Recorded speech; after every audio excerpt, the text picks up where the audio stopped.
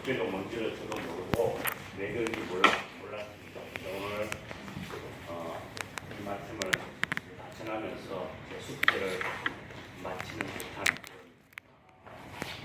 마음이 듭니다. 왜냐하면 이 말씀을 한국에 있을 때 받아서 도대체 누구에게 전해야 될지 몰랐는데 하나님께서 이렇게 전할 수 있도록 인도해 주셔서 너무나 감사드리고요.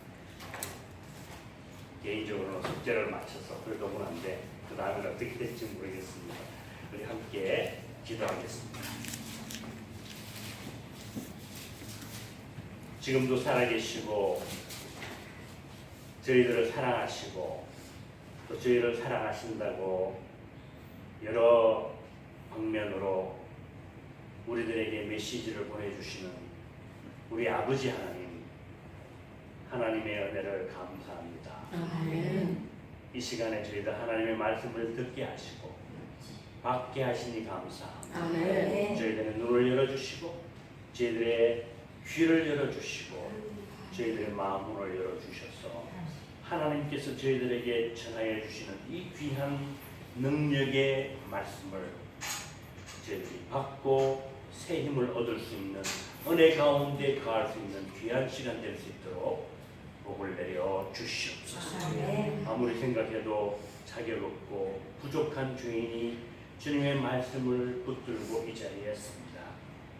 하나님 도와주시고 주님의 뜻 안에서 말씀을 온전히 증거할 수 있도록 힘과 능력과 겸손으로 옷 입혀 주시옵소서. 아멘. 예수님의 이름으로 기도드렸습니다. 아멘. 아멘.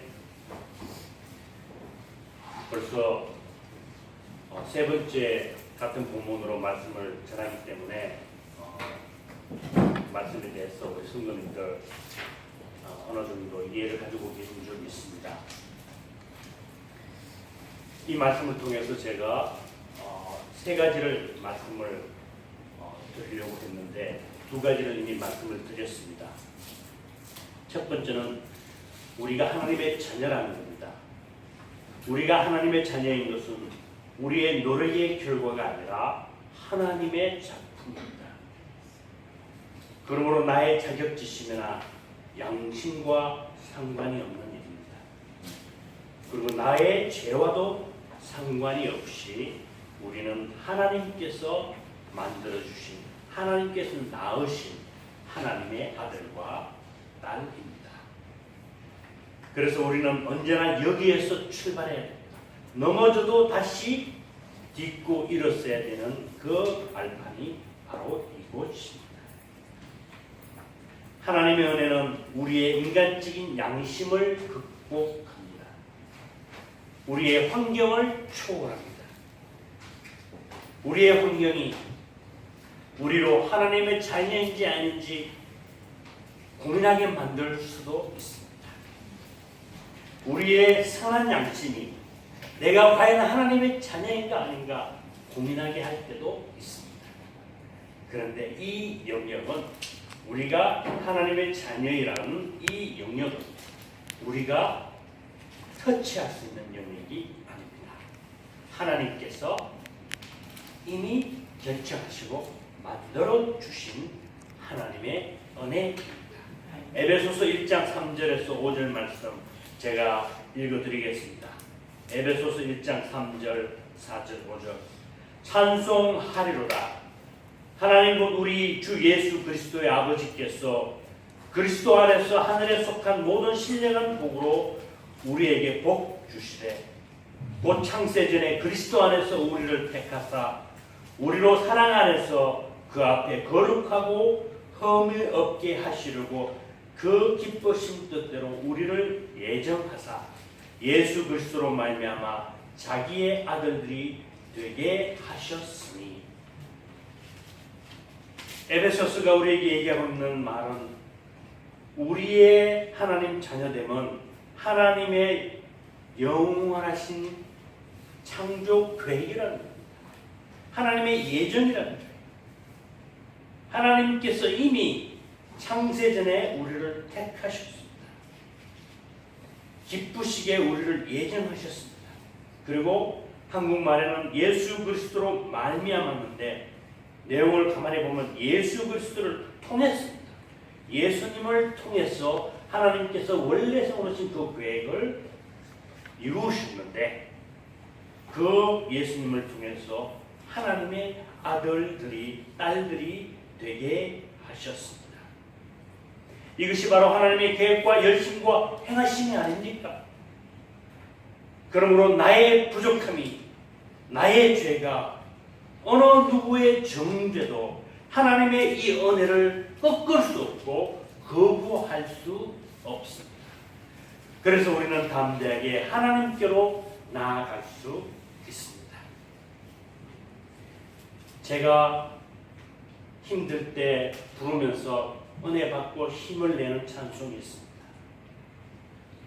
내 맘속에 있는 참된 이 평화는 누구도 빼앗을 수 없네.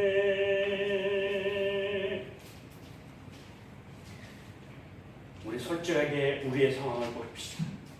우리의 상황과 우리의 형편은 우리의 손에 가늘게 붙들려 있는 이 평화를 그리고 그 붙들고 있는 나를 덮쳐오고 있습니다. 도저히 이 평화를 붙들 수 없는 형편 속에 우리 살고 있지 않습니까? 마치 소형차를 몰고 가는데 하웨이에서 큰 덤프트럭이 몰려오는 것 같고 큰 트레일러가 덮쳐오는 것 같은 상황을 우리는 많이 겪고 있습니다. 그런데 하나님께서 주신 이 평화를, 그 평화를 믿음으로 놓지 않고 있으면 기적이 일어납니다. 폭풍우 같은 환경 속에서도 하나님께서 주신 평화가 더욱 밝고 아름답고 굳건하게 나를 지키고 보호합니다. 왜냐하면 하나님께서 주신 것입니다. 내가 만든 것이 아니고 내가 노력해서 이룬 것이 아니라 하나님께서 주신 것입니다. 나만 놓치지 않으면 됩니다. 나만 붙들고 있으면 됩니다. 내가 붙들고 있는 이 평화를, 이 믿음을 놓고 싶은 상황이 얼마나 많이 있습니까? 과거의 일도 있고 현재의 일도 있고 닥쳐올 미래의 일도 있습니다. 우리를 공격하는 원수는 나의 가장 약한 부분을 항상 잘 알고 있고 공격합니다. 그러나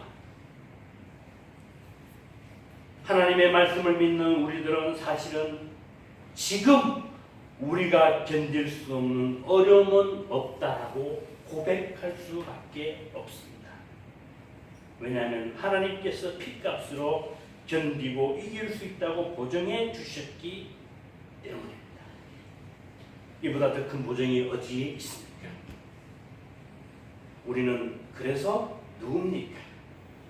누가 뭐라 그래도, 누가 공격을 해도, 내 선한 양심이 나를 넘어뜨리려 해도 나의 신분은 하나님의 아들. 지금 두 번째, 그래서 하나님의 자녀인 우리는 이것을 알고 지금 계속해서 지금 우리 하나님께 오늘 지금 속해야 합니다.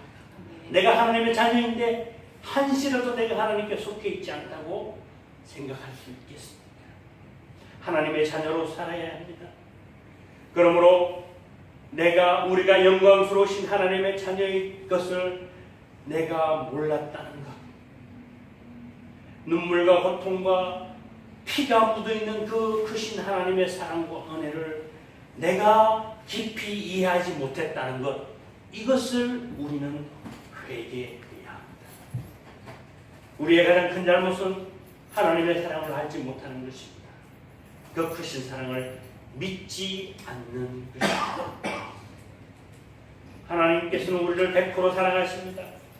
하나님을 향한 99%의 우리의 사랑은 그래서 하나님의 그 온전하신 사랑 앞에 서면 죄가 될 수밖에 없습니다. 주님의 온전하심을 본받아 그 온전하신 사랑의 능력을 힘입어 우리도 온전하게 하나님을 사랑해야 하겠습니다. 지금 하나님의 자녀답지 못한 생각, 태도, 습관, 마음을 다 하나님께 회개하십시다. 우리는 불신의 자식들입니다. 불신들이 불신을 낳게 됩니다. 거룩하고 흠없는 하나님의 아들과 딸로 지금 함께 씁시다. 왜냐하면 지금 우리는 하나님의 자녀이기 때문입니다. 예언서에 있는 많은 하나님의 심판의 메시지는 오늘날로 얘기하는 교회를 향해 있습니다. 그 끔찍한 하나님의 심판의 메시지가 왜 하나님의 자녀에게 초점을 맞추고 있느냐면 그만큼 그렇게 심판하시는 하나님이 아니라 그만큼 하나님의 은혜가 크다는 것을 반증해 주고 있습니다. 마지막입니다. 세 번째로, 그래서 하나님의 자녀로서 하나님 앞에 회개한 우리는 이제 어떻게 해야 됩니까? 일어나 빛을 발해야 합니다. 일어나서 빛을 발해야 합니다. 우리가 회개하면, 언제나 회개하면 하나님의 자녀로서 서지 못한 나 자신을 하나님 앞에 회개하고 하나님께 더 가까이는 갈수록 내가 다 깨끗한 것 같은데 하나님의 그 거룩하심 앞에 점점 더 내가 거룩하지 못한 것을 발견하고 회개하면서 우리는 이제 일어나 빛을, 이 땅에서 빛을 발해야 합니다. 우리를 지으시고 나가신 하나님 아버지의 약속과 의지를 다시 한번 기억하십시오. 이사야 46장 3절 하반절에서 4절 말씀, 배에서 나무로부터 내게 안겼고 태에서 나무로부터 내게 풍기운 너희여, 너희가 노년에 이르기까지 내가 그리하겠고 백발이 되기까지 내가 너희를 품을 것이라. 내가 지었은즉 안을 것이요 품을 것이요 구하여 내리라. 누가 이 하나님의 열심을 이길 수 있습니까? 누가 하나님의 사랑에서 우리를 끊어낼 수 있습니까? 이 사랑과 열심이, 이 사랑의 절정이 예수 그리스도의 복음입니다. 이 말씀이 예수 그리스도의 복음으로 증명이 되었고 우리에게 보여주었습니다. 마다들을 내어주기까지 교회를 위해서 열심을 품으신 하나님, 그러므로 빛 되신 하나님의 아들과 딸들로서 이 세상에서 빛으로 사십시오. 아멘. 그리고 이것 말고 사실 할 일이 뭐가 있습니까? 이사야 60장 1절 말씀, 일어나 빛을 발하라. 이는 내 빛이 이르렀고 여호와의 영광이 내 위에 임하였음이니라. 과거에 이미 이르렀고 지금 계속 그 빛이 있다는 얘기입니다. 어떤 주석학자는 이렇게 얘기했습니다. 이것은 하나님의 웨이크업 콜이라고 했습니다. 이것이 바로 하나님의 자녀로서 지금 이 땅에서 우리가 해야 할 일입니다. 일어나서 빛을 발하는 것. 일어나 빛을 발하는 삶은 어떤 모습입니까? 여러 가지 많은 모습이 있습니다. 오늘은 그 한 가지 모습을 여러분과 나누고 말씀을 마치겠습니다. 빛이 나타나면 영광이 나타납니다. 하나님의 영광이 우리에게 나타났는데 예수 그리스도십니다. 예수님의 말씀을 읽다가 예수님께서 언제 가장 큰 영광을 받으시고 언제 영광에 대해서, 하나님의 영광에 대해서 말씀을 많이 하실까 제가 관심이 있어서 읽다가 깜짝 놀랐습니다. 요한복음 17장에 여러분 집에 돌아가셔서 요한복음 17장 읽으시면서 거기에 예수님께서 영광이라는 단어를 얼마나 사용하시는지 한번 체크해 보십시오. 예수님께서 십자가에 못 박혀 돌아가시기 직전입니다. 마지막 기도를 하고 계신 장면입니다. 가장 실패하고 가장 처참한 순간이 다가오는 바로 그때에 예수님께서는 영광을 언급하고 잠깐 뛰어넘어서 오늘 본문 구절을 한번 보십시오. 내가 철장으로 죄를 깨뜨리며 질그릇같이 부수리라. 교회가 세워집니다. 하나님의 백성들이 세워져서 성장합니다. 언제나 그때마다 원수들은 이 교회를 무너뜨리기 위해서, 성도들의 성장을 저해하기 위해서 모여서 작전회의를 하고 모여서 공격하기 원합니다. 하나님께서 웃으신다고 하셨습니다. 내가 철장으로 죄를 깨뜨리며 질그릇같이 부수리라. 철장은 왕의 홀입니다. 에스더에서 보면 에스더가 왕에게 나아갑니다. 왕이 가지고 있던 그의 홀을 에스더에게 내립니다. 에스더가 그 홀을 끝을 터치를 합니다. 만약에 왕이 그때 당시에 왕이 그 홀을 내밀지 않으면 왕비라도 죽임을 당했다고 기록되어 있습니다. 다른 말로 하면 지휘자의 권위가 있는 주의복입니다.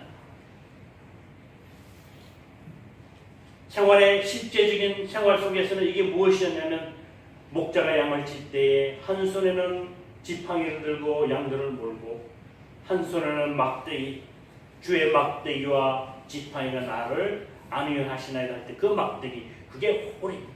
그것은 늑대가 오면, 곰이 오거나 또 사자가 오면 공격하는 무기, 그 끝에 날카로운 쇠나 철이나 아니면 돌멩이를 달아서 적을 무찌르는 무기입니다. 구약시대에 이집트와 고대 중동에서 행하던 관습이 하나 있었습니다. 적들을 무찌러 가기 전에, 전쟁을 하기 전에 항아리를 놔놓고 거기다가 적들의 이름을 다 적어놓습니다. 그리고는 홀을 가지고, 막대기를 가지고 그 항아리를 내려칩니다. 그러면 산산조각입니다. 이러한 상징적인 행위를 통해서 싸움을 앞둔 장수들은 싸움에 대한 자신감을 고취했습니다. 교회를 넘어뜨리는 시도에 웃으신 하나님께서는 교회에게 그 적들을 무너뜨릴 수 있는 무기를 주셔서 교회가 그 원수들의 시도를 아주 처절하게 항아리가 박살이 나도록 만드셨습니다. 사랑하는 성도 여러분, 교회가 아무런 문제가 없어서 평안하면 성경적으로 사실은 문제가 있습니다. 성도가 아무런 문제가 없어서 모든 것이 퍼펙트했을 때, 그래서 평안하면 문제가 있어요. 그러나 교회가 어려움 속에서 평안하면 그것이 교회로 불립니다. 성도가 어려움 속에서 평안함을 누리면 성도로 불리는 겁니다. 성도의 정체성과 교회의 정체성이 그렇습니다. 가장 어지럽고 화단에 닥칠 때 가장 큰 평안을 누릴 수 있는 것이 예수님을 믿는 성도들, 교회의 정체성입니다. 아멘. 교회가 바로 성장하면 성장할수록 모든 것이 퍼펙트하게 다 없어진다고 생각하면 문제입니다. 더 집요하고 더 강한 문제들이 생깁니다.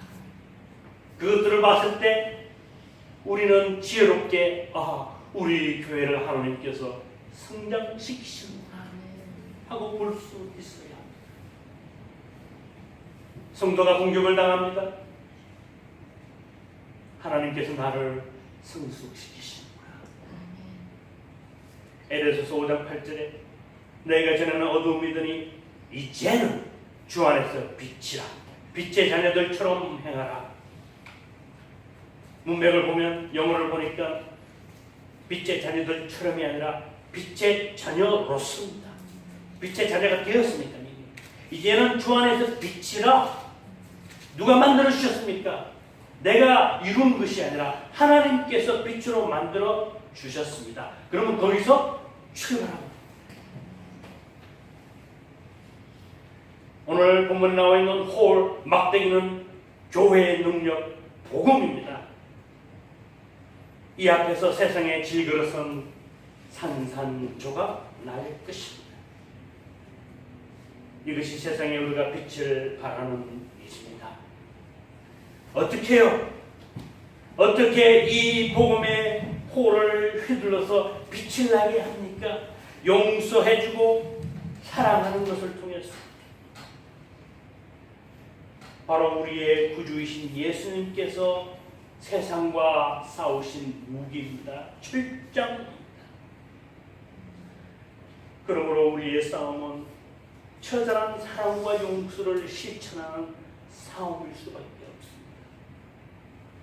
죄송합니다. 이것을 설명하기 위해서 제 얘기를 꼭 들을 수밖에 없습니다. 용서하시고 들어주십시오. 3년 전입니다. 제가 몇 년 동안 일주일에 5시간, 6시간, 7시간을 쏟아부으면서 키웠던 저의 제자가 있었습니다. 저의 모든 것을 쏟아부었습니다.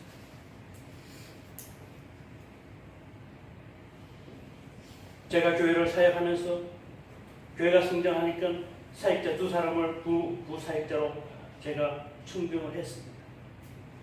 저희 지역에서 가장 대우를 좋게 해줬어요. 제 모든 것을 다 내어줬어요. 제 자리에 그들을 앉혀줬습니다. 사람에 대해서 잘 아시는 분이 제게 이런 얘기를 조언을 해주셨습니다. 제 목사는 사람을 너무 잘 못 보는 것 같아. 언젠가는 등뒤에다 칼을 꽂을 사람이 있어. 그래도 괜찮아요. 나에게 주신 하나님의 사랑과 능력이 있잖아요. 그리고 나아갔습니다. 이 세 사람에게 제가 등에 칼을 찔리는 책임을 당했습니다. 하나님께서 잠잠하라 그래서 잠잠했습니다. 오해가 있고 말이 퍼졌습니다. 입을 다물었습니다. 가서 얘기하고 다 얘기하고 오해가 있는데 이거 오해라고 얘기하고 싶었습니다. 잠잠하라 얘기하시더니 그때 제가 배운 겁니다. 하나님께서 원하시는 것은 거기서 정의와 정직함과 바른 것을 드러내는 것이 아니라 저에게 처절하게 사랑하고 용서를 배우라는 하나님의 뜻을 제가 발견했습니다. 그래서 저는 처절하게 그들을 사랑하고 용서하기 위해서 싸웠습니다. 하나님께서 원하시는 싸움이 이거구나. 이 체험이 아니었으면 제가 이 하나님의 말씀을 절대로 이해하지 못했을 것입니다. 사랑과 용서는 하나님께서 권위와 능력을 부여해 주신 복음의 능력이며 예수 그리스도의 이름입니다. 바로 철장이신 예수님께서 원수들을 산산조각 내신 역사적인 사건과 사실이 있습니다. 제가 말씀을 묵상하다 하나님께서 그 장면을 보여주시더라고요. 예수님께서 가장 강력하게 가장 처절하게 원수들을 산산조각 내신 장면. 예수님께서 갈보리산 위로 올라가셨습니다. 십자가상에서 옷이 벗겨서 수치를 당하고 계셨습니다. 고통과 핍박이 있었습니다. 죽음의 순간이 다가오고 있었습니다.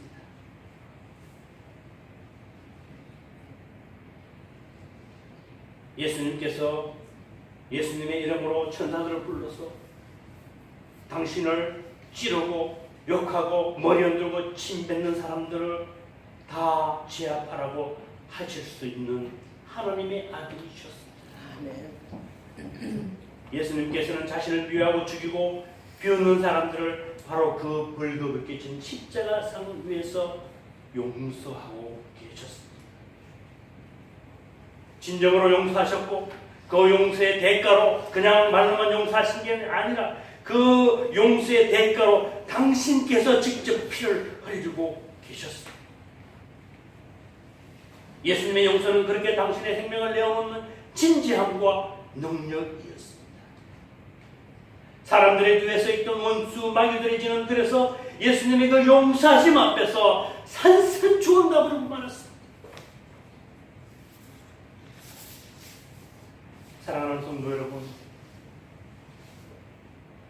육체적으로, 심리학적으로, 교육학적으로 뭐든지 다 해도 용서는 어렵습니다. 힘듭니다. 그래서 우리가 할 수 있는 게 아니에요. 그러나 믿음으로 우리가 할 수 있습니다. 우리가 만약에 용서하면 예수님께서 휘두르셨던 바로 그 강하고 능력 있는 철장을 우리가 휘두르는 겁니다. 그 철장 앞에서 견딜 세력이 누가 있습니까? 아무도 없고요. 아무것도 없습니다. 원수들이 진을 치고 있습니다. 우리를 공격하려고 하고 있습니다. 교회를 공격하려고 합니다. 이 원수들의 진은 우리가 가서 기도하고 손들고 기도하고 땅을 밟고 지나간다고 해서 부서지는 것이 아닙니다. 우리를 공격하는 원수들의 진은 용서함으로, 사랑함으로 부서지는 거예요. 그러므로 우리들이 가지고 있는 가장 강력한 무기가 바로 용서입니다. 용서는 절대로 나를 방어하는 방어 무기가 아닙니다. 도리어 적을 가장 치명적으로 공격하는 가장 강력한 무기입니다. 우리 교회가 용서하면 in the name of Jesus, 예수님의 이름으로 우리 교회가 용서하면 바로 예수님께서 사용하셨던 그 철정을 휘두르는 겁니다. 모든 것들이 항아리가 쇠막대기 앞에서 힘없이 깨트려지는 것처럼 다 산산조각날 것입니다. 만약 우리가 용서하지 못한다면 적들을 살리는 것입니다. 또한 우리 주님의 피를 부끄럽게 하는 것입니다. 진지하게 묻겠습니다.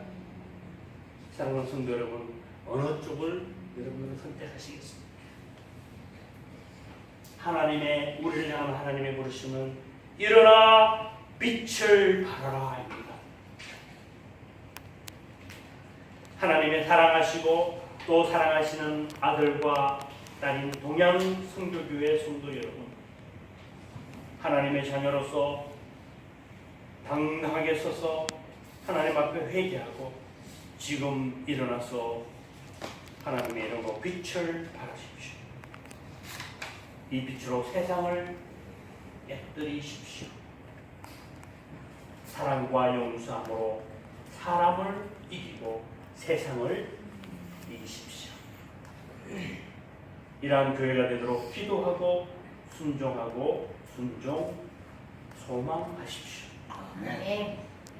루이지아나 동양 선교 교회 여러분, 귀한 성도 여러분, 일어나서 빛을 발하십시오. 네. 기도하겠습니다.